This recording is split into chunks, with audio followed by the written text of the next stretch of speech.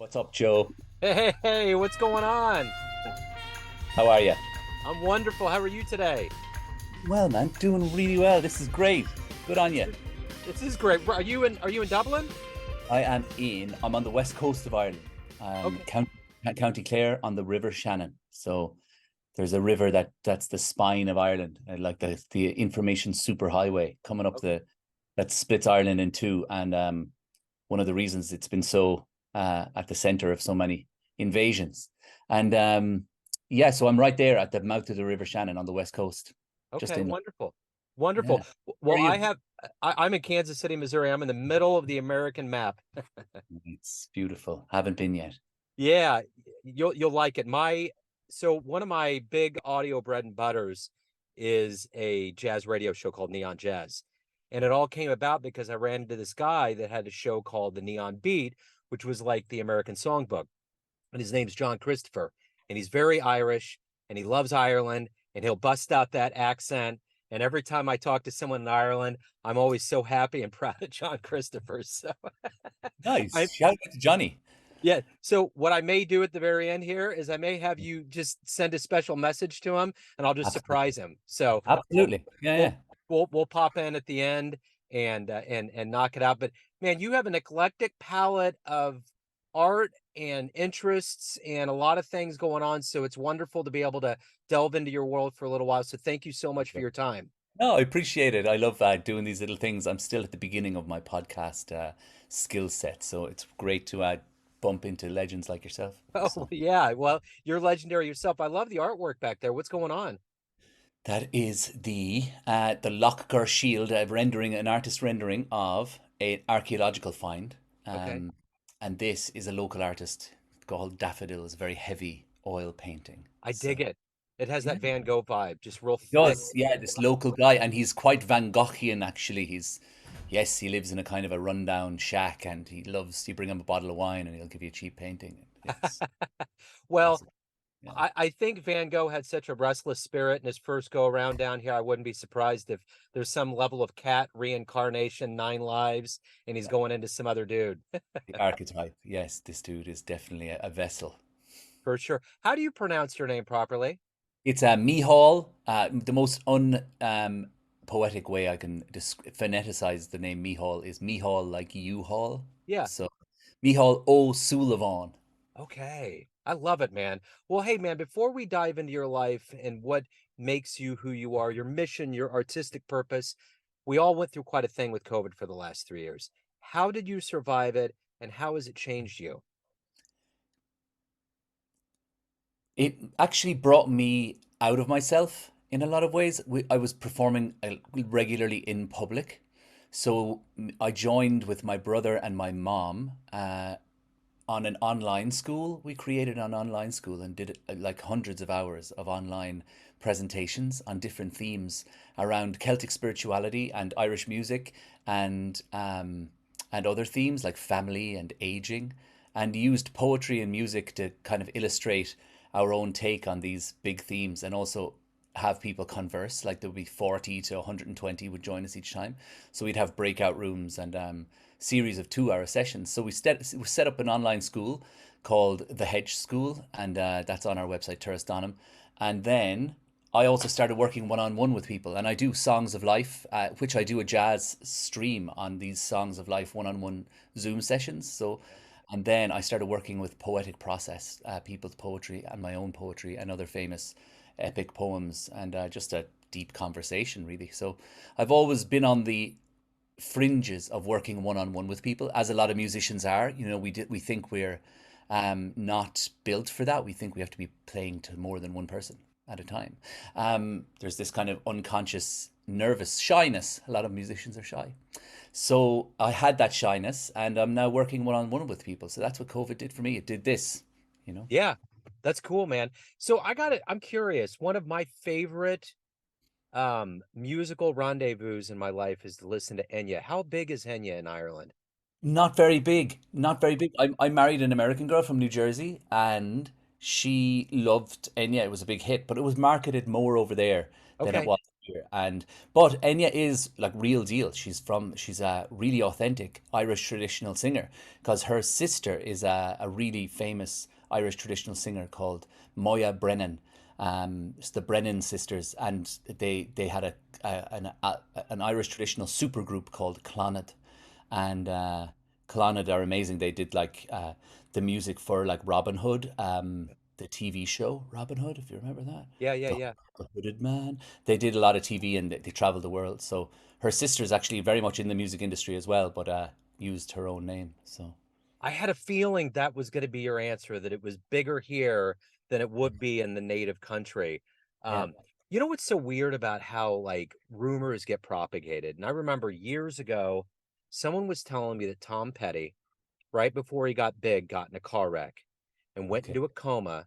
And the yes. label was so freaked out they found a body double. And this person that was Tom Petty, yeah, dude, it's the weirdest conspiracy theory I've ever heard. Well, what I heard about Enya back in the 90s when I was running around with my friends and they introduced me to him is Okay. that she never really did anything live because she was grotesquely overweight and Huh? she had this beautiful voice. How do these rumors start? How do these I don't know. fallacious, strange things? I don't know. That's like Bobby McFerrin as well. That's the classic one, isn't it? That he killed himself. The guy who wrote "Don't Worry, Be Happy" is Yeah, actually died by suicide, which is not true. But no. Do you ever remember a movie called Searching for Sugar Man? It won an oh Oscar. yeah, he died Okay, the other day. It made the papers yes. here in Ireland. Yeah, yeah.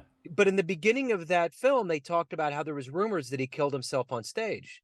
So Okay. yeah, Yeah, so when you said that, there was that whole thing. But man, I loved his music, and I saw that the other day, and there's certain things that happen that really pang your heart, and I yeah. really dig that dude. He was good. Yeah, I'm sure I'm sure he had a soft landing to his life. It's important to finish strong in life. You know, That's the thing. much better than starting strong and That's finishing real. weak. That's the thing about it. I was just talking. My son and Good, I were playing a little catch today. We got a good. fountain here locally. I got a day job, and we were just throwing the ball around a little bit.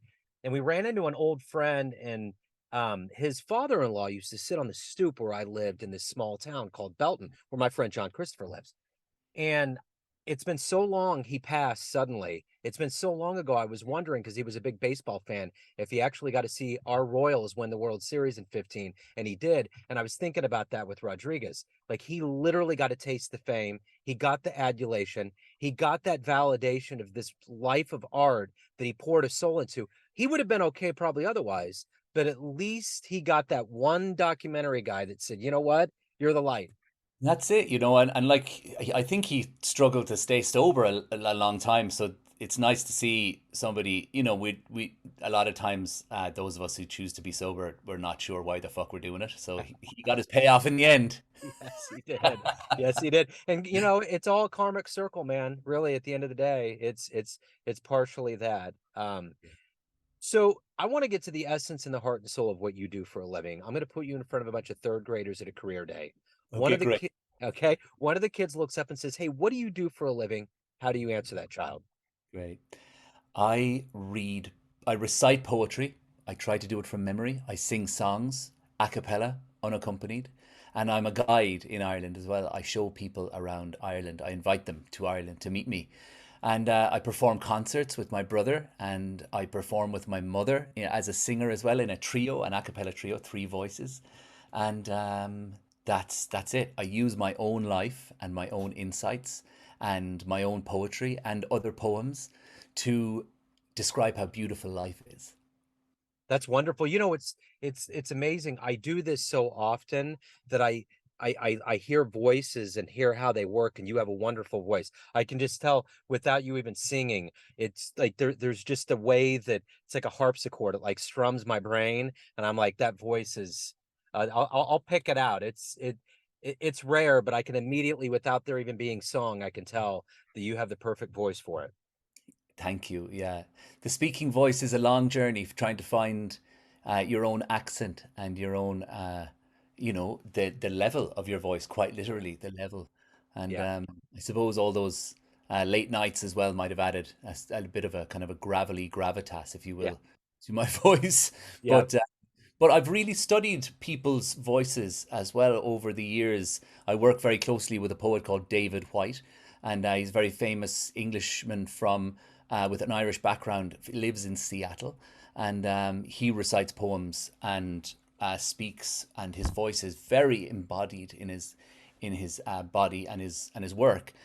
But he did a lot of work early in his career with people and on his own, and actually talks about his um, apprenticeship in martial arts and meditation on how that helped him ground his voice. So it is it can be a reflection of where we are in life, but also it can be an indicator that has nothing to do as well. It's a very physical yet emotional Yeah. um, crossroads. It's a dangerous place to start talking about for a lot of people. I mean, we all have frontiers and horizons in our life where we are dissatisfied with our physical selves, and oftentimes the voice is that for people, you know. And I have my own set of uh, insecurities, but early in my life, I decided to love the sound of my own voice, and I have a poem about that actually called "Early Music." And it's just one of those parts of myself that I gave grace, I gave it a free ride to early in my teenage years. And I recognized that I had an unusual voice, and I was like, I'm not sure if it's going to be great or not, but I'm just going to love it. And that Yeah. poem is really an insight into my childhood. I'll read it for you real quickly, or recite it for you real quickly, and it Yeah. goes, early music. The first lines of these poems, they come in a second. Um, oh, it doesn't matter. It'll come to me. Hold on. I have my Okay. little book here. I Yeah. have a collection of poetry, and I will look it up. How about Yes, that? sir. Do you edit these podcasts much? Yeah, yeah. While you're doing that, I'll give you a Good. quick story. I Please. I discovered during this process of podcasting why I actually got into it. I was 4'11" in high school. I was always smaller. So I Oh, knew that the only real thing that I could do, because I ran, but I wanted to be on baseball and bigger sports that I didn't have the stature. So I think in subconscious way, I decided that my voice was going to have to be that yeah, instrument, beautiful. that Yeah. thing, you know. So we all have our story, our narrative, our backdrop, and it's funny how it happens and it materializes.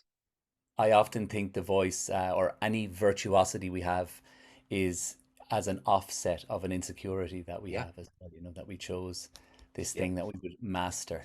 But the poem, Early Music, yes, sir. which is an ode to that idea of learning to love one's self, because you can't love your whole self, but you can choose one or two bits if you get it early in the process. And this poem is called Early Music. I learned to make music when I was alone. I learned to make music when I was alone, revering the moment before I began to sing, then break the solitary silence. I learned to love my own voice, making a friend of it, fashioning a fountain pen to master the phantom language. Each Brandenburg concerto turned up loud while my father drilled his impossibly strong fingers on the steering wheel, careening the back roads of Bird Hill. My mother would sing alone for hours. Hildegard and Shannos seamlessly sung. Light would stream in the sash window while she scribbled illegibly, preparing for a performance. I would drum my hands on my thighs till they were hot and red, repeating the same beat thousands of times, honing the same phrase. And in the evening we would gather around two candles and early music on cassette, an instrumental combination to unlock conversation and make the silences dance like shadows in candlelight. Wow, that's great, man. I love it. Just Thank so you. many images flying through. So let me ask you this: when you were in the third grade, what was your dream to grow up and become? Good question. An actor. I really wanted to be an actor. I always looked up to acting, and then in high school, I did a lot of musicals, and that really was the beginning of my apprenticeship into the jazz tradition as well. Um, that sense of staging, of performing and singing at the same time, which jazz has, you know, especially for Yeah, the male canon. I often say that jazz is a great space for a man to be completely heartbroken, just completely lost, and unapologetically forlorn. And there aren't many genres of music where the masculine psyche can be so honest in its heartbreak and so willingly pathetic, I suppose. So there is a release and a sympathy in that, and so there's some great songs, the jazz tradition from that sense of heartbreak. I love the Chet Baker stuff, and I'm a big fan of Kurt Elling, and yeah, so that's just where I started with jazz. But Yeah. but yes, an actor is what I wanted to be. So yeah, music and Interesting. music and acting out music. So I started performing a lot for kids as well.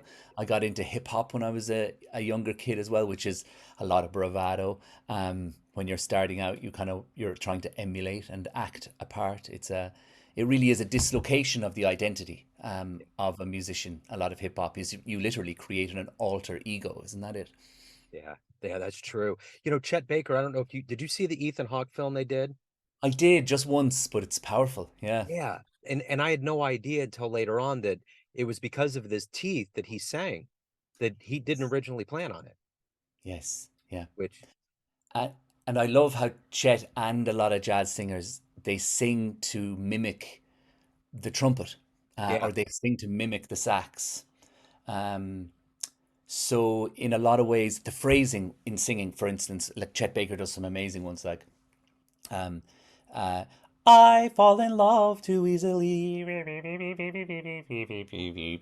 I fall in love too fast. I fall in love too terribly hard to make love ever last. My heart should be well schooled, for I've been fooled in the past. But now I fall in love too easily. I fall in love too fast. So the beginning of each phrase when he sings, he hits one note.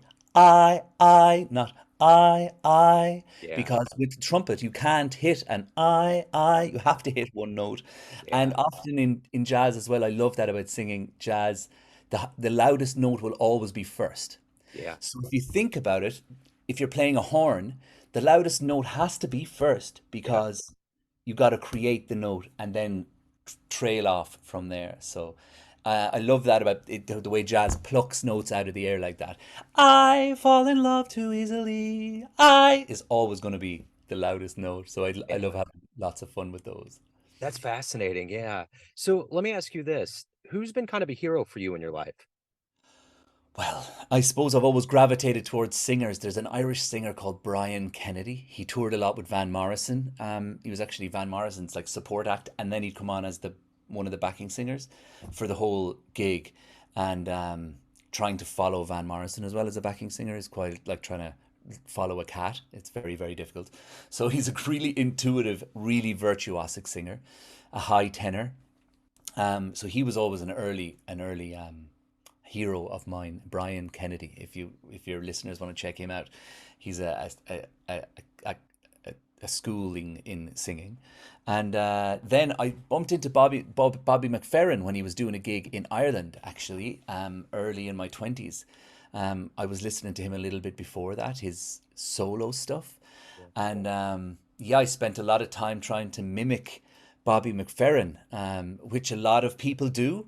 And I have a couple of, you know, unique mimics of Bobby McFerrin. I will try to do one for you right now. It's been a while. As I age, I let go of these things. But Bobby, the Drive My Car one, I have my own version of that. I'll do that. It's amazing orchestra in one voice, and that goes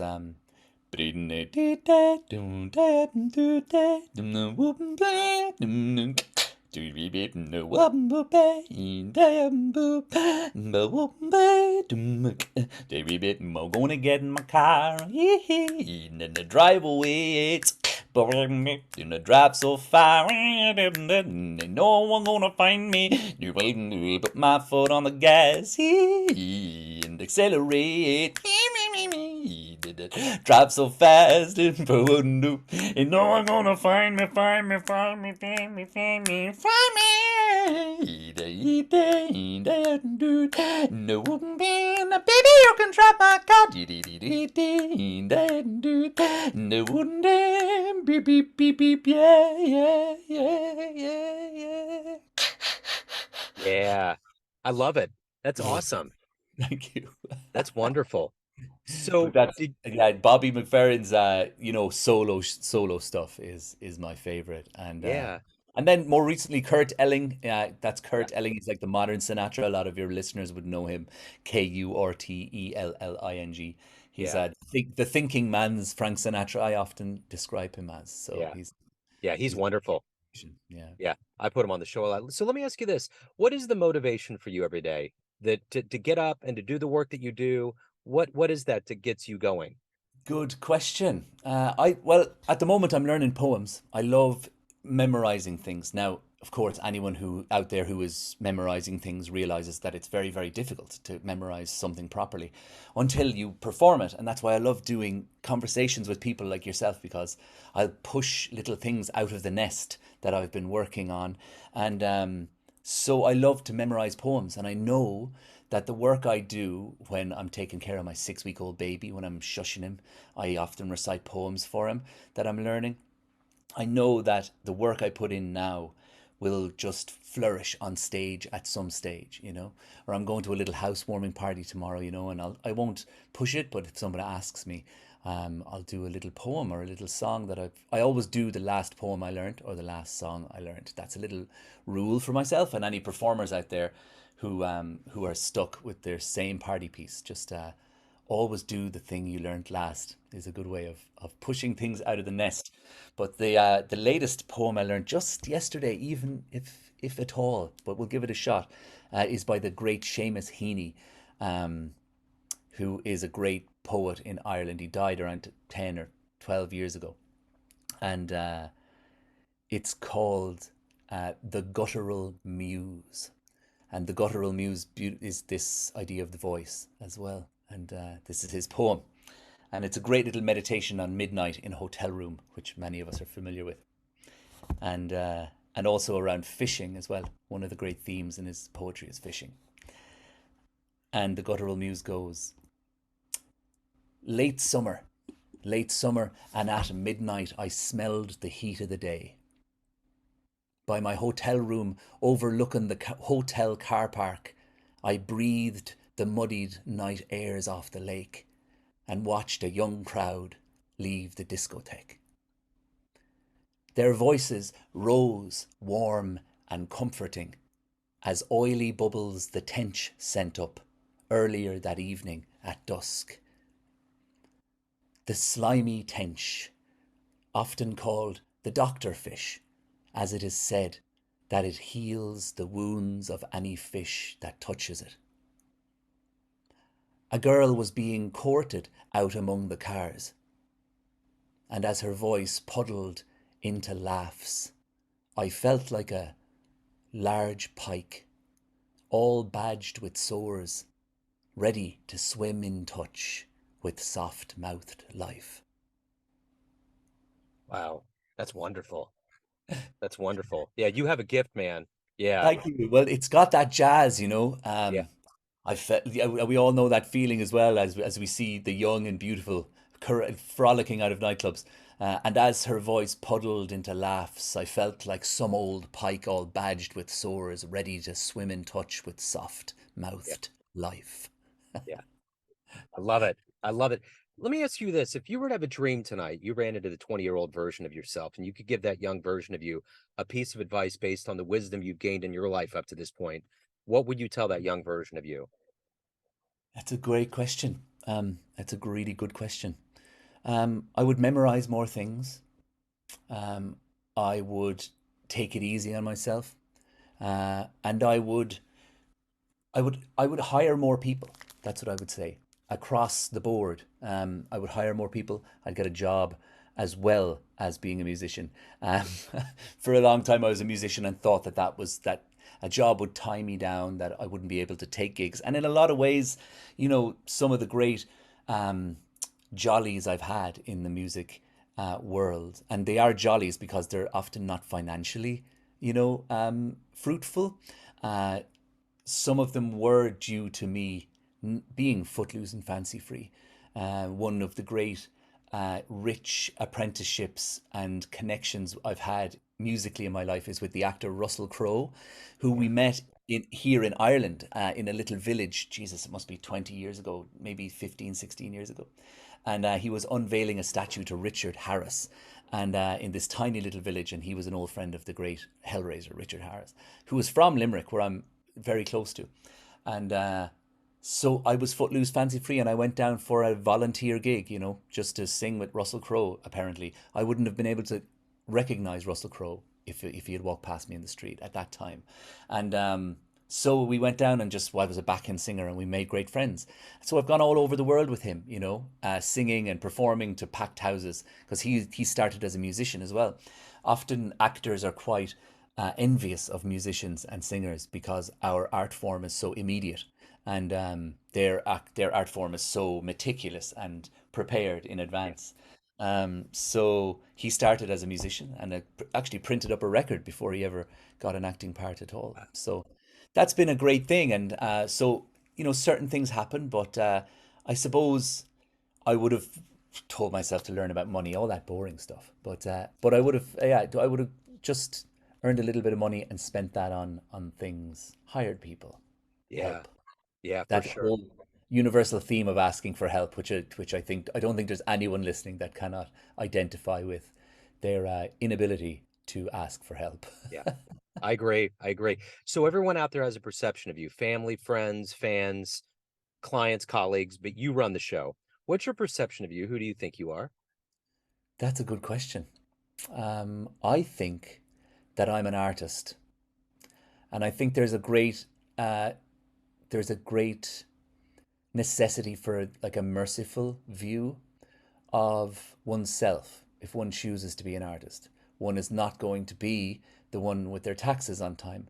One is not going to be the one, logging their food that they put in their body, And so one cannot give oneself that hard a time. One can strive, but one cannot be hard on oneself. And I think artists are very hard on ourselves. So I think that sense, and like I love that about finding poetry, then poetic recitation, like later in my life, in my 30s, because poetic recitation and being a poet necessitates a very extremely merciful touch with oneself. And not only that, but poetry is that sense of recognizing the struggle in everybody, highlighting the struggle or acknowledging a struggle in one's own life, but by highlighting it for everyone. So in that sense, I think I am an artist. Yeah, very much an artist. I think I am a poet. I saw a meme the other day. Memes are how we communicate through our subconscious these days, as you know. And it said, yes, but I'm an artist. It's my job to be sad all the time. So I think I have a propensity for melancholy. So yes, I'm an artist who knows that life is hard. So a lot of us are in denial. We think life is not hard, and our life is not hard because of blah blah blah. But actually, everyone's life is hard. Yeah, for sure. If anyone wants to indulge in your work, learn more about you, where can they go? They can go to a website called Trus Donham. Now, in the Irish language, you guys call Gaelic in America, but everywhere else, and in Ireland, we call it Irish language. Now, in Irish, Trus Donham means journey of your soul. So, and that is spelled Turas, Trus Donham, Danam, Turris Donham. And that means journey of your soul. And that is a website that I set up with my brother and my mother. And you can email us at that. And that is a platform to invite your listeners and yourself, Joe, to Ireland next summer with us because we run 2 7-day experiences here in Ireland where we create a village, one in Kerry in about 12 self catering cottages, and one in around the River Shannon in very much luxury accommodation. And we travel around to sacred sites, ancient sites, and we hear the Irish music, and we gather each morning for poetry and song and conversation. So that's Trust on Him. You can learn more about that there. I also have my one-on-one work there with people. I teach singing, Irish traditional song, some jazz numbers, some sacred song. I sing Gregorian chant and sacred hymns of many traditions too, and I love to pass them on. So if you want a singing lesson, one or a series, you can go to Trust on Him. I'll send you the link too, Joe. And I also have poetic conversations with people around my own poetry, their own poetry, if they wish to write or even just explore the great poems. We have a serious adult conversation for an hour. So I work one-on-one and invite groups to Ireland at Trust on Him. That's wonderful. This has been so great, man. Thank you so much for opening up your world. It's been an honor and a joy, man. Thank you. Thanks for listening, everybody. God bless you.